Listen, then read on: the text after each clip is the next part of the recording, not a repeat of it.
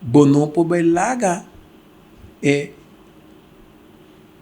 motivo que tem escassidade financeira ou recurso financeiro strobabo de educar e formar a comunidade. Então, me quer com onde é o qual anco schoolbestuur of governo tem que pensar riba selectar e melhor docente não que tem riba passo obi biaba da tene e hobe não que vai tal escola essa que vai tal escola of maior não que para não vai tal escola passo tal escola também se esse é assim na laga e docente não que não considerado que é melhor não que tem melhor êxito laga não preparar el les de uma forma digital, na moda que na tour school é vac eita wordo dona de uma forma digital, na moda que está aí no momento aí, pero é jovem não é, of é estudante não é, of é aluno não é, tem acesso para mirar mais com dia. Então, bota transformar o docente não que tem atualmente em lo que bota chama tutor, que mendi botin é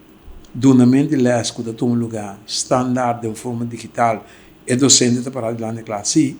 pero tur e aluno não seguir e les de forma digital mas ela vai preparar tur estudante também igual, então ele tem docente de classe cujo rol a cambia de para dona les tá de explica e ajuda e aluno não e lo qual que não cabe me riba portanto não compreendemos e ajuda não que sei e lá que não entrada em grupo